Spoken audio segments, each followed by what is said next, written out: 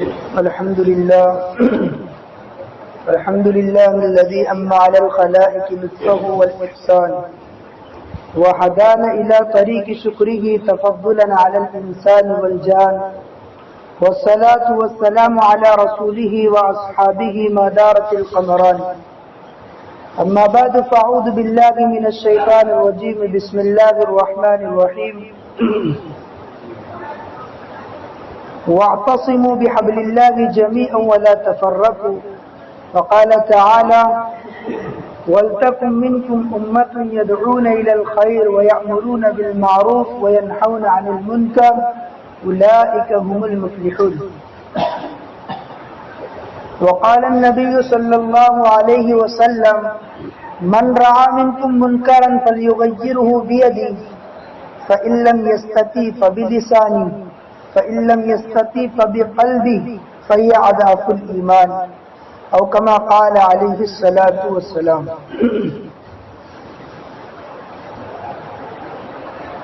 میرے عزیز دوستوں اور بزرگوں، انسان کے آگے بڑھنے کے دو راستے ہیں، دین سے متعلق اور اس کی ذات سے متعلق، کہ جب وہ دین کو اختیار کرے گا تو اس میں آگے بڑھنے کے دو طریقے اور دو راستے ہیں. پہلا راستہ قبولیت کا ہے اور دوسرا راستہ شہرت کا ہے. قبولیت انسان کو صفتوں کے ذریعے سے ملتی ہے اور صفتیں انسان کے اندر اللہ اور اس کے رسول کی اطاعت کے ذریعے سے پیدا ہوتی ہے.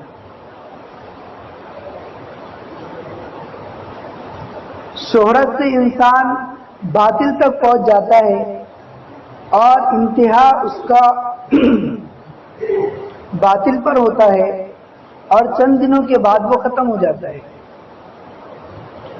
لیکن قبولیت کے ذریعے سے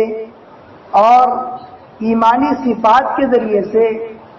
اللہ اس کے رسول کی اطاعت کے ذریعے سے وہ آگے پہنچتا چلا جاتا ہے. پھر خاتمہ اس کا بہتر اور اچھا ہوتا ہے، یعنی حسن خاتمہ اس کا ہوتا ہے. اللہ رب العزت نے فرمایا اطیعوا اللہ واطیعوا الرسول واولی الامر منکم فان تنازعتم فی شیء فردوه الی اللہ والرسول، کہ اللہ کی اطاعت کرو، اس کے رسول کی اطاعت کرو اور اولی الامر منکم کی اطاعت کرو، یعنی تمہارے امیر کی اطاعت کرو. اگر کسی معاملے میں تنازع پیدا ہو جائے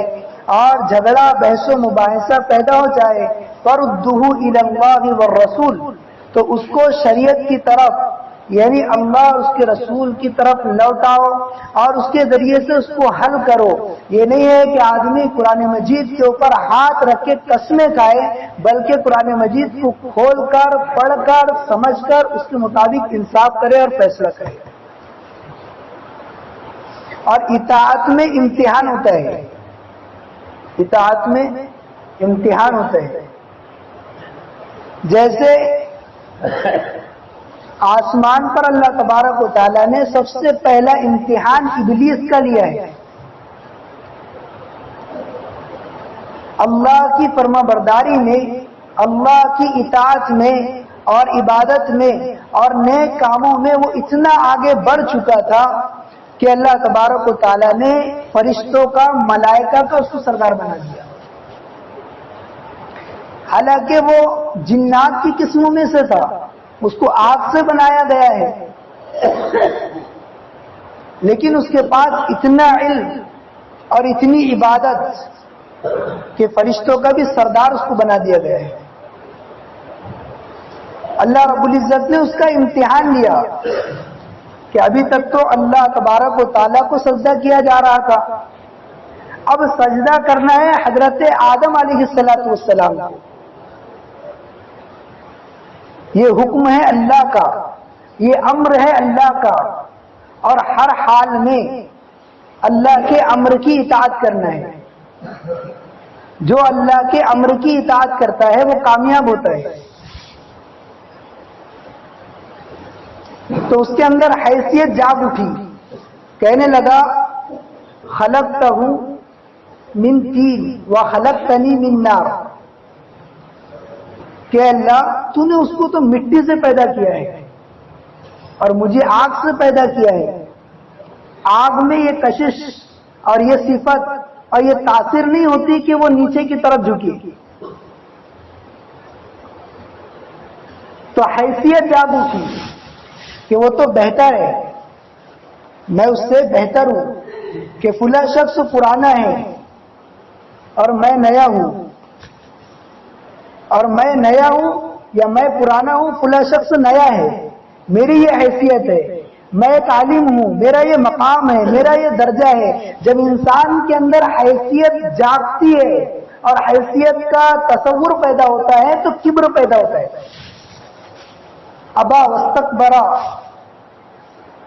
انکار کر دیا اللہ تبارک و تعالیٰ کے حکم کا اور انکار کر دیا سجدے کا. واستکبرا، کبر کرنے لگا، بڑائی کرنے لگا، تکبر کرنے لگا. پھر اللہ رب العزت نے فرمایا فخرج فإنک رجیم، اب یہاں سے نکل جا، مردود اور ملعون اور محروم ہو چکا ہے. اس لیے اللہ کی رحمتیں اور اللہ کی برکتیں اطاعت کے ساتھ ہیں. جو شخص اللہ اس کے رسول کی اطاعت کرتا ہے تو اللہ تبارک و تعالیٰ اپنی مہربانیاں، اپنی رحمتیں اور اپنی برکتیں اس کے ساتھ شامل حال فرماتے ہیں.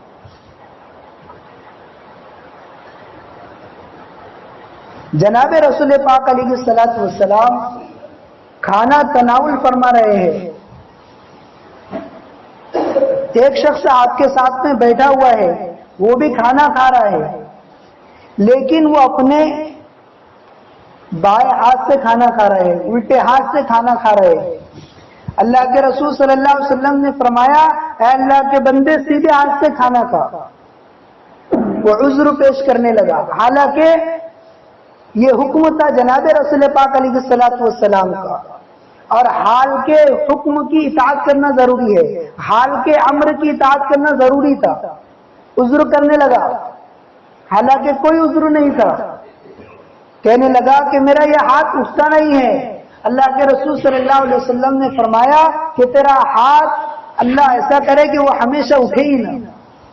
تو وہ ہاتھ ہمیشہ کے لیے شل ہو گیا،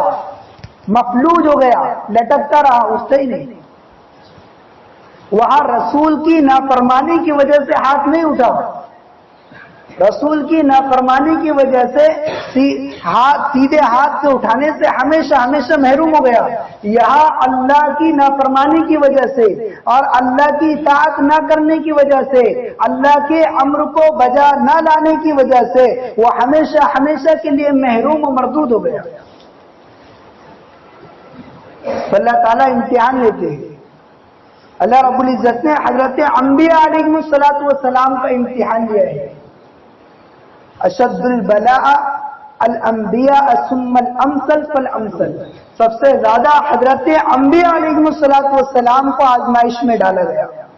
سب سے زیادہ حضرت انبیاء علیہ الصلوۃ والسلام کو تکلیفوں میں ڈالا گیا. حضرت ابراہیم علیہ الصلوۃ والسلام کی آزمائش ہوئی. وَإِذِ ابْتَلَىٰ إِبْرَاهِيمَ رَبَّهُ بِكَلِمَاتٍ فَأَتَمَّهُنَّ قَالَ إِنِّي جَاعِلُكَ لِلنَّاسِ إِمَامًا. جب بندہ اطاعت پر اترتا ہے اور آزمائش میں کامیاب ہوتا ہے اور امتحان میں کامیاب ہوتا ہے، حالات میں کامیاب ہوتا ہے، پھر اللہ پیشوا بناتے ہیں، پھر اللہ سردار بناتے ہیں، پھر اللہ ذمہ دار بناتے ہیں، پھر اللہ امام بناتے ہیں. تو نافرمانی کی وجہ سے شیطان مردود و محروم ہوا، اور حضرت ابراہیم علیہ السلام کو ایک مقام ملا، اللہ رب العزت نے امام بنا دیا کہ آزمائش کے اندر آپ کامیاب اترے. اللہ رب العزت امتحان لیتے ہیں اور بندے کو آزماتے ہیں کہ اطاعت پر کتنا اترا ہے،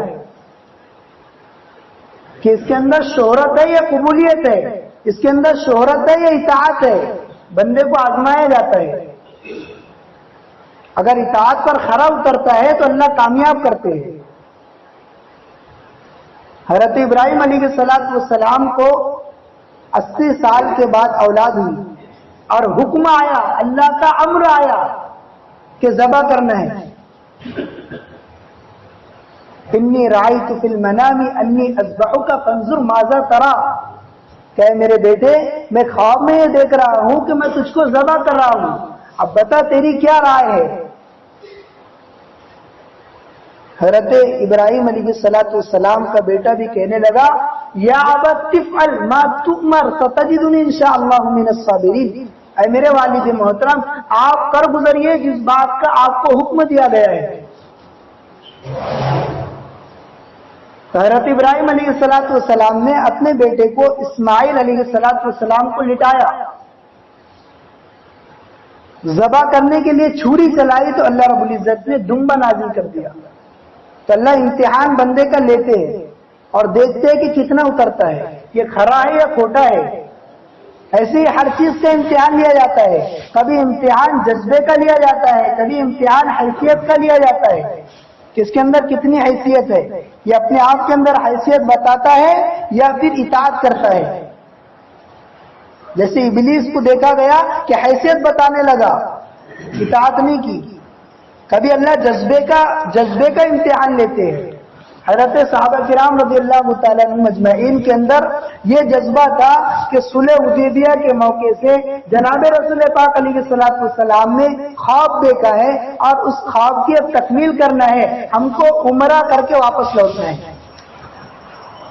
اس جذبے کے ساتھ اور عمرہ کرنے کے جذبے کے ساتھ حضرت صحابہ کرام رضوان اللہ تعالی علیہم مجمعین مکے کی طرف سفر کر رہے تھے، لیکن کفار کی طرف سے اور مشرکین کی طرف سے یہ حکم آیا کہ آپ صلح کر لی جائے، اور صلح میں یہ ہوگا کہ آپ بغیر عمرے کے واپس جائے گی۔ یہ حکم آیا، حال کا امر ہے، حال کا حکم ہے کہ بغیر عمرے کے واپس جانا ہے۔ حضرت عمر رضی اللہ تعالیٰ عنہ فرمانے لگے کہ کیا یہ بات حق نہیں ہے کہ ہم عمرہ کرنے کے ارادے سے نہیں نکلے تھے؟ اپنے جذبات کو دبا رہے ہیں کہ جذبات کو ٹھیس پہنچ رہی ہے، جذبات کا امتحان لیا جا رہا ہے، لیکن اس کے باوجود حضرت عمر رضی اللہ تعالیٰ نے اپنے جذبے کو دبا رہے ہیں۔ اللہ کے رسول صلی اللہ علیہ وسلم نے فرمایا کہ بغیر عمرے کے واپس جانا ہے۔ اونٹ ذبح کیے گئے اور سر منڈوایا گیا، پھر اس کے بعد میں واپس گئے۔ تو یہاں امتحان تھا حضرت صحابہ کا جذبے کے مطابق۔ اللہ امتحان لیتے ہیں، کبھی امتحان آئے گا معمول کے مطابق۔ معمول یہ تھا کہ بیت المقدس کی طرف رک کر کے نماز پڑھی جاتی تھی۔ 17 کے کچھ نمازیں وہاں پر کئی نمازیں ہوئی، اور عین درمیانے نماز میں 2 رکعت ہو چکی ہے، اب حکم آ رہے ہیں۔ عین درمیانے نماز میں 2 رکعت ہو چکی ہے، اب اللہ کی طرف سے حکم آ رہا ہے اور اللہ کا امر نازل ہو رہا ہے کہ اپنے رخ کو موڑ دو۔ یہ ہے اطاعت کہ اللہ کے رسول 2 رکعت پوری کمپلیٹ کر لی جاتی، مکمل کر دی جاتی، 4 رکعت پوری، اس کے بعد میں پڑھا جاتا، کسی اور دوسری نماز میں حکم نازل ہو جاتا کہ دیکھنا تھا اطاعت پر کتنے اترے ہیں۔ یہاں امتحان ہے حضرت صحابہ کرام رضوان اللہ تعالی علیہ مجمعین کا۔ اعتراض کرنے والوں کی 3 قسمیں تھیں، ایک یہود، دوسرے کفار اور تیسرے منافقین۔ انہوں نے اللہ کے رسول صلی اللہ علیہ وسلم کی مخالفت کی اور رسول پاک علیہ السلام پر اعتراض کیا کہ ابھی تک کے تو نماز ادھر پڑھ رہے تھے بیت المقدس کی طرف، اور اب کس طریقے سے کعبہ کی طرف رک کر کے ہم نماز پڑھیں گے؟ یہ کیسے حکم ہے اللہ کا؟ اب کیسے ہم اطاعت کریں گے؟ کیسے اطاعت پر اتریں گے؟ جن لوگوں نے اعتراض کیا ہے ان کو قرآن نے بیوقوف کہا۔ فَيَقُولُ السُّفَهَاءُ مِنَ النَّاسِ مَا وَلَّاهُمْ عَنْ قِبْلَتِهِمُ الَّتِي كَانُوا عَلَيْهَا قُلْ لِلَّهِ الْمَشْرِقُ وَالْمَغْرِبُ۔ اللہ رب العزت نے فرمایا فَيَقُولُ السُّفَهَاءُ، جو لوگ یہود ہیں اور جو منافقین ہیں جو اعتراض کر رہے ہیں جناب رسول پاک علیہ الصلوۃ والسلام پر اس بات کے متعلق کہ قبلے کی تحویل کا حکم آ گیا ہے، وہ بیوقوف لوگ ہیں، اعتراض کرنے والے بیوقوف لوگ ہیں۔ اس لیے حال کے امر پر اطاعت کرنا۔ کبھی جناب رسول پاک علیہ الصلوۃ والسلام نے اور حضرت صحابہ نے غزوات کیے اور موقع کے خلاف اللہ کا حکم نازل ہو رہے ہیں۔ موقع یہ تھا غزوہ احد کے متعلق، موقع غزوہ احد کے متعلق یہ تھا کہ جناب رسول پاک علیہ الصلوۃ والسلام نے حضرت صحابہ سے، جس میں حضرت زبیر رضی اللہ تعالیٰ عنہ کو امیر بنایا گیا، علاقے کا امیر، حضرت زبیر رضی اللہ تعالیٰ عنہ کو فرمایا اور ان کے ساتھ دیگر جو صحابہ تھے کہ اس پہاڑ کی جگہ سے نہیں ہٹنا ہے، چاہے لاشیں گر جائے اور پرندے ان کو نوچ کر کھانے لگے اور مال غنیمت پڑا رہے اور مال غنیمت کو لوگ لوٹنے لگے اور سمیٹنے لگے، آپ اسی مقام پر ٹھہرے رہنا، آپ اس جگہ سے نہیں ہٹنا۔ حضرت صحابہ کرام رضی اللہ تعالیٰ عنہ مجمعین اس مقام سے ہٹے، فتح ملنے کے بعد میں شکست ملی، فتح ملنے کے بعد، کامیابی ملنے کے بعد شکست ملی، خبر پھیل گئی اللہ کے رسول صلی اللہ علیہ وسلم کے متعلق۔ بارہ آپ نے غزوہ احد کا واقعہ سنا ہے تو حضرت صحابہ کرام رضوان اللہ تعالی علیہم اجمعین کو آزمایا جا رہا ہے، تو اطاعت کے اندر امتحان ہے، اطاعت کے اندر بندے کو آزمایا جاتا ہے، اور حضرت صحابہ کرام رضوان اللہ تعالی علیہم اجمعین کے اندر اطاعت ایسی تھی اللہ کی اور اس کے رسول کی کہ اللہ کے رسول صلی اللہ علیہ وسلم نے فرمایا ایک صحابی سے کہ جاؤ اپنے باپ کا سر کاٹ کے لے آؤ، وہ صحابی فوراً اٹھے، تلوار لی جانے لگے، اللہ کے رسول صلی اللہ علیہ وسلم نے فرمایا کہ ٹھہرو، کہاں جا رہے ہو؟ تو باپ کا سر کو کاٹنے کا حکم ہے لیکن وجہ بھی نہیں پوچھ رہے ہیں۔ اللہ کے رسول نے فرمایا کہ بھئی وجہ تو پوچھ لیتے کہ کس وجہ سے کاٹنے کے لیے حکم دیا گیا۔ فرمایا اللہ کے رسول اگر وجہ پوچھ لیتا تو حکم کی تعمیل کا مزہ ہی نہیں آتا۔ یہ تھی اطاعت۔ سر کاٹ کے لانے کے لیے واقعتاً نہیں کہا گیا تھا، بلکہ دیکھا جا رہا تھا کہ اطاعت پر حضرت صحابہ کتنے اترے ہیں،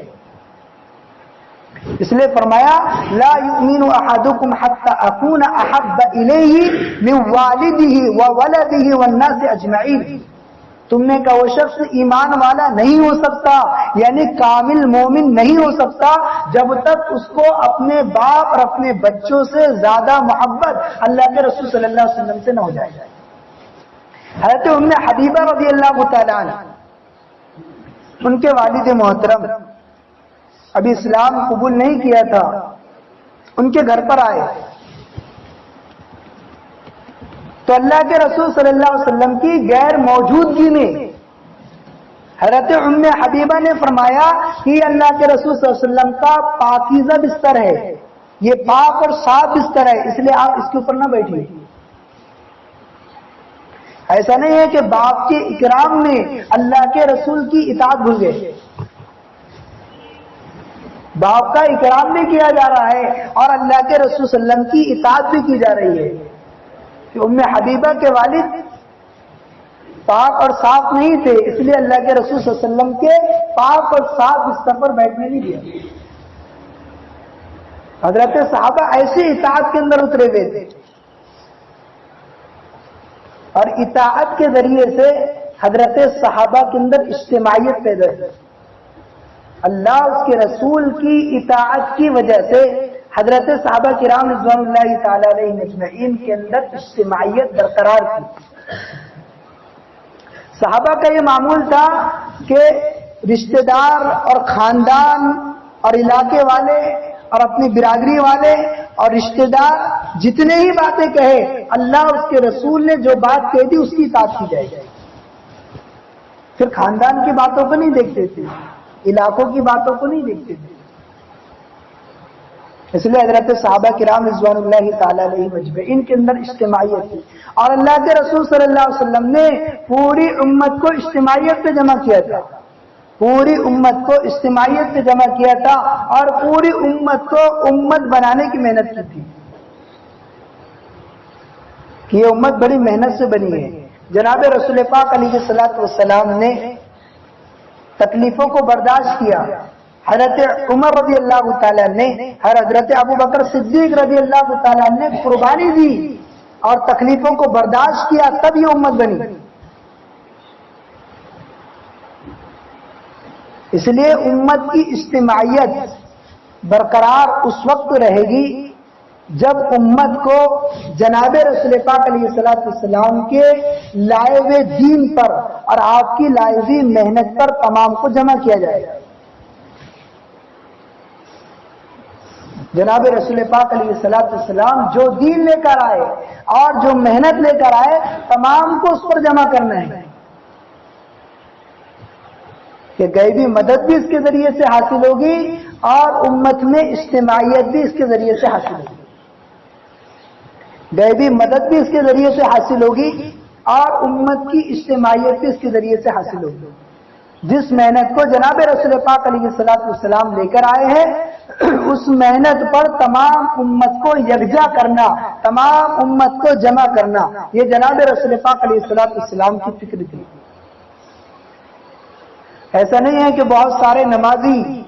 مسلمانوں کے اندر نمازی ہو جائے اور بہت سارے مدارس اور تعلیم کی چیزیں کھول دی جائے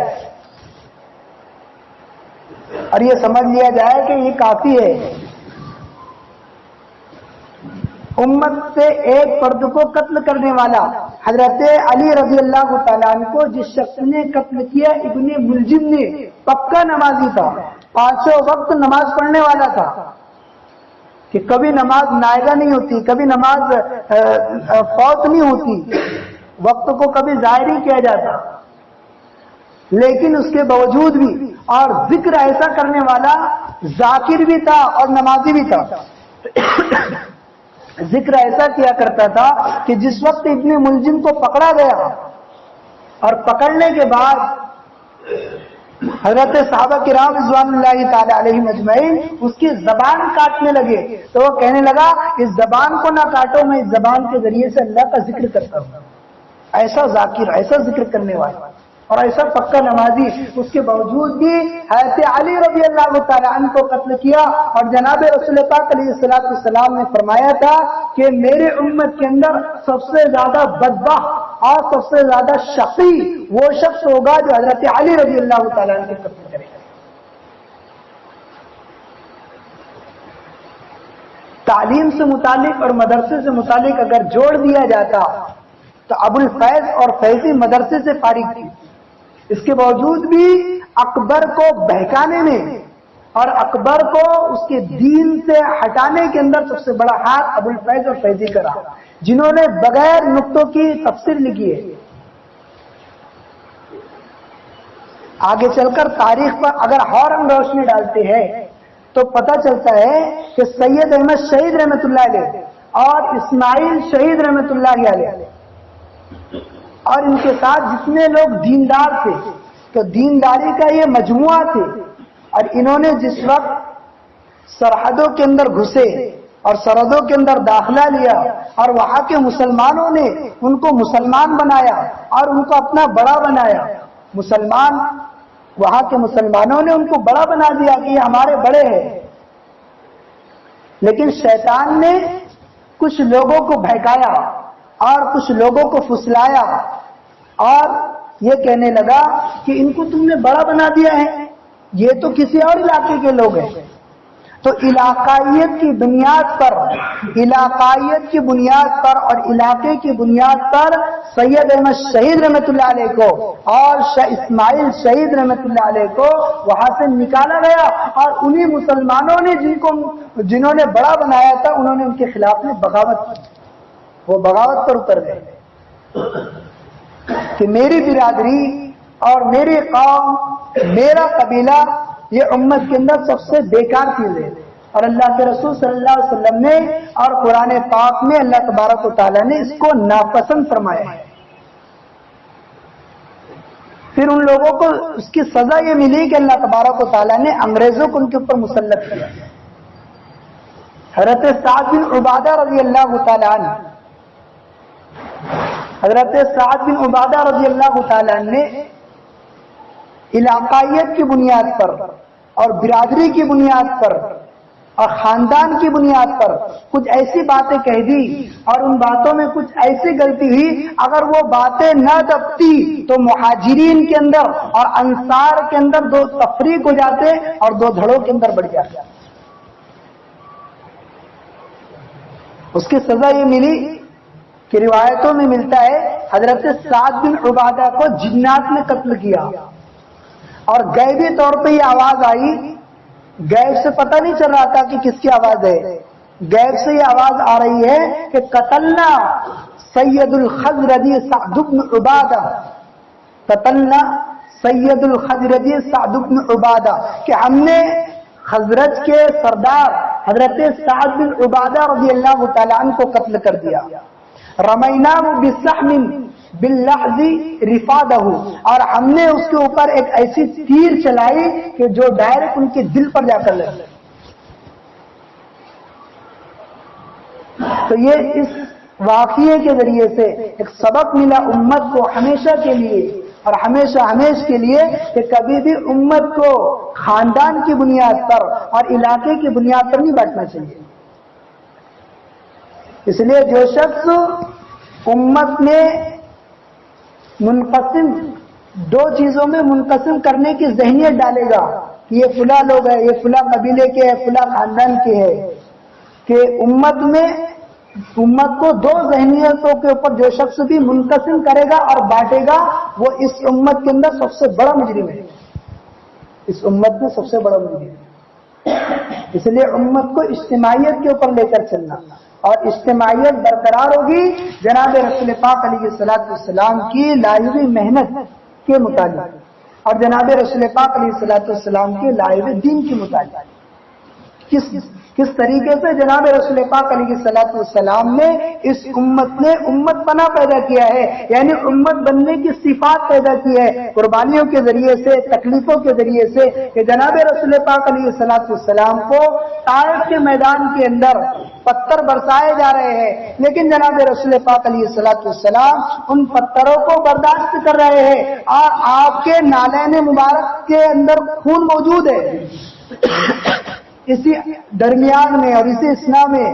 جبل ابو قیس کا فرشتہ آپ کے پاس آتا ہے، جبل قینقاع کا فرشتہ آپ کے پاس آتا ہے اور کہتا ہے کہ اللہ کے رسول صلی اللہ علیہ وسلم سے کہ اگر آپ چاہے تو ان بستی والوں کو یہی پیس کر رکھ دے، اگر آپ چاہے تو ان لوگوں کو یہی ملیمیٹ کر دے. لیکن جناب رسول پاک علیہ الصلوۃ والسلام نے کوئی ان کے لیے بدوا نہیں دی، کوئی انتقام نہیں لیا اور کوئی بدلہ نہیں لیا. جب داعی مصیبتوں کے اوپر، تکلیفوں کے اوپر صبر کرتا ہے تو اللہ تبارک و تعالیٰ خود اس کا امتحان لیتے ہیں. جیسے جناب رسول پاک علیہ الصلوۃ والسلام نے جب علل اعلان دین کی دعوت دی اور صفا پہاڑی پر چڑھے اور وہاں سے دین کا اعلان کیا، تبلیغ کی، تو آپ کے چچا ابو لہب کہنے لگے تبا لک یا محمد علی ھذا جمعتنا، کہ اے محمد تیرے ہاتھ ہلاک ہو، تو برباد ہو، کہ تو ہمیں اسی لیے یہاں جمع کرتا ہے. اللہ کے رسول صلی اللہ علیہ وسلم نے وہاں پر کوئی انتقام، کوئی بدلہ نہیں لیا.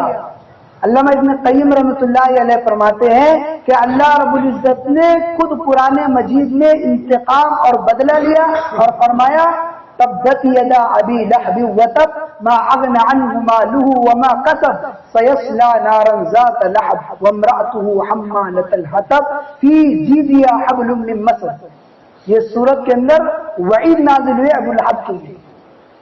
علامہ ابن قیم رحمۃ اللہ علیہ نے ایک نقطہ یہاں بیان کیا ہے کہ اس سے پہلے سورت کو اگر دیکھا جائے تو اس میں اللہ تبارک و تعالیٰ نے یہ فرمایا قل یا ایھا الکافرون. وہ سورت قل سے شروع ہو رہی ہے کہ اے نبی جی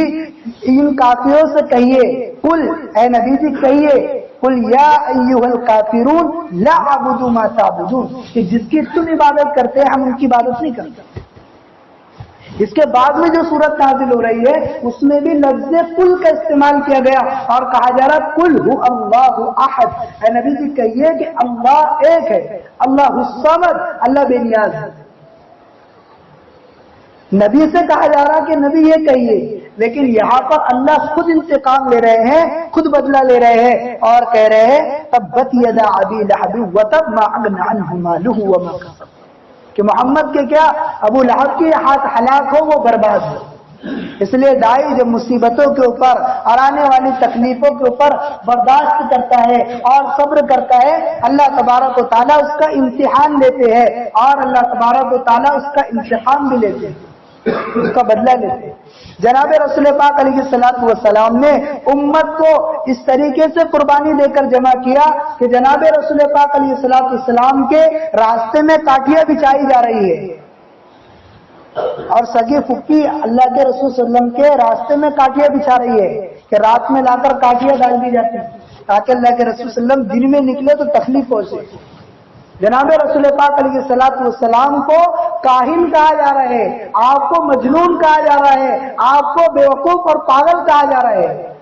اللہ فرما رہے وما هو بقول الشاعر قليلا ما تؤمنون ولا بقول كاهن قليلا ما تذكرون،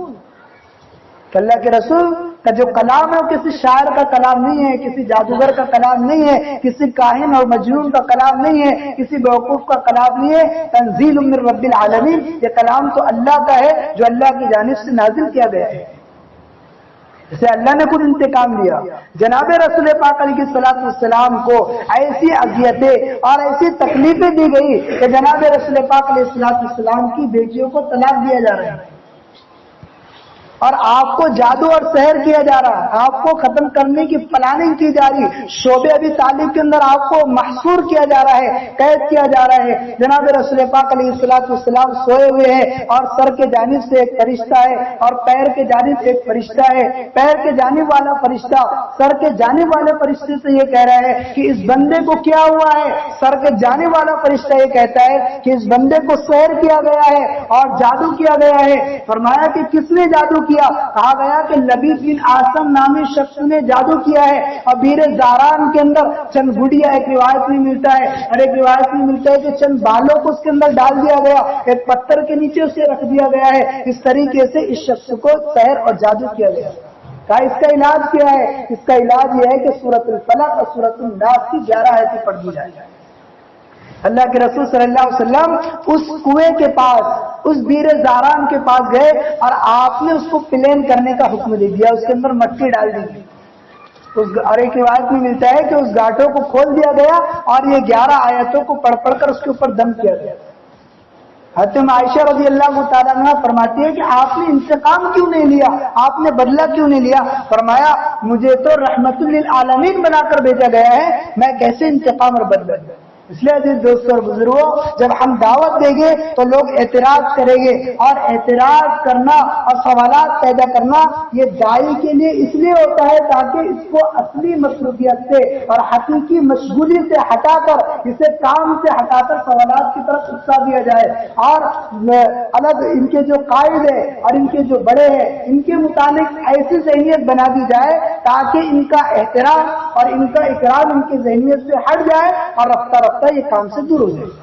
اس لیے کام کو کرنا ہے استقامت کے ساتھ میں، کام کو کرنا ہے بڑے صبر کے ساتھ میں اور بڑی حکمت کے ساتھ میں، جیسا کہ اللہ تبارک و تعالیٰ نے جناب رسول پاک علیہ الصلوۃ والسلام کو حکم دیا اور فرمایا ادعو الی سبیل ربک بالحکمۃ والموعظۃ الحسنہ، کہ اے نبی جی دعوت دیجیے حکمت کے ساتھ میں اور اچھائی کے ساتھ میں، جس طریقے سے اللہ تبارک و تعالیٰ نے فرعون کو دعوت دینے کے لیے حضرت موسیٰ سے اور حضرت ہارون علیہ السلام والسلام سے یہ فرمایا کہ وَقُولُوا لَهُ قَوْلًا لَيِّنًا، کہ جب فرعون کے پاس دعوت دینے کے لیے جائے تو فرعون سے نرم بات کرنا اور نرم گفتگو کرنا۔ اس زمانے کے اندر کوئی بھی مدعو جس کو دعوت دی جا رہی ہے وہ فرعون سے بڑا بخیل،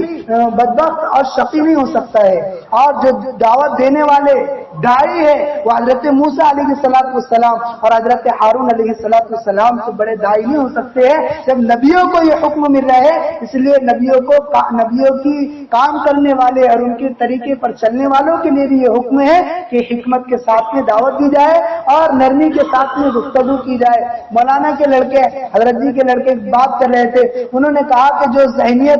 جو دو ذہنیت میں امت کو منقسم کرے گا وہ اس امت کے اندر سب سے بڑا مجرم ہے. اور آگے فرمایا کہ درمیان کی دیواروں کو ہٹا دو کہ یہ فکر والا ہے اور یہ فلاں ذہنیت والا ہے. ہر ایک امتی کو امت سمجھ کر دعوت دو اور ہر ایک کو نماز کی کلمے کی, جس طریقے سے حضرت جمعہ الیاس صاحب رحمۃ اللہ علیہ فرمایا کرتے تھے کہ میں اس کام کو قار نبوت یقین کرتا ہوں, اس یقین کے ساتھ ہم کو ہر ایک امتی کو اور ہر ایک فرد کو دعوت دینا ہے. ہم نے یہ سمجھا ہے بیانات اور تقریر کو اپنی ضرورتوں کو پورا کرنے کو ہم نے کام سمجھ لیا ہے. کام تو یہ ہے کہ ہر ایک فرد سے اختلاف کیا جائے اور کام اس طریقے سے کیا جائے جس طریقے سے نظام الدین سے ہدایت دی جا رہی ہے, جس طریقے سے کام بتایا جا رہا ہے اس طریقے سے کام کیا جائے. اگر کام سمجھ کر کرے گے تو اللہ کامیابی عطا فرمائے گا. حضرت مولوی صاحب رحمۃ اللہ علیہ جب بیان کرتے تھے اور آخری تقریر تھی, آپ کے آخری تقریر کے ابتدائی جملے اور شروعاتی جملے آپ کے یہ تھے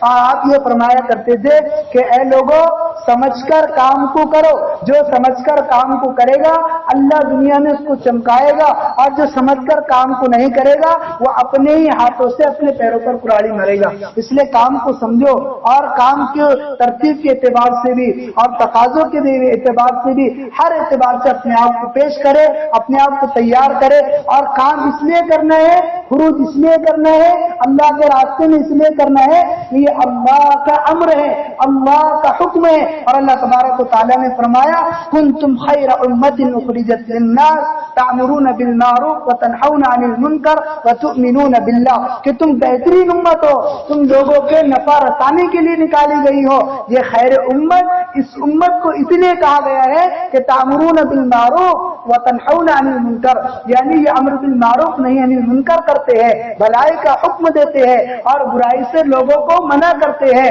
امر بالمعروف اور نہیں عن المنکر کی ادائیگی کے لیے گشت کیا جاتا ہے. امر بالمعروف نہیں عن المنکر کی ادائیگی کے لیے اختلاط ہے. امر بالمعروف نہیں عن المنکر کی ادائیگی کے لیے اللہ کے راستے کا خروج ہے اور اللہ کے راستے میں نکلنا ہے.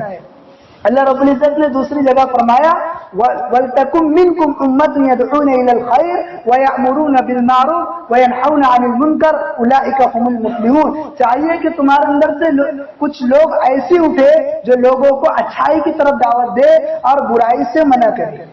اولئک هم المفلحون, یہی وہ لوگ ہیں جو کامیاب ہونے والے ہیں. اور عبد الماجد دریابادی رحمۃ اللہ علیہ فرماتے ہیں کہ کامیابی دنیاوی اعتبار سے بھی اور اخروی اعتبار سے بھی قرآن مجید میں فلاح کا لفظ استعمال ہوتا ہے اور اللہ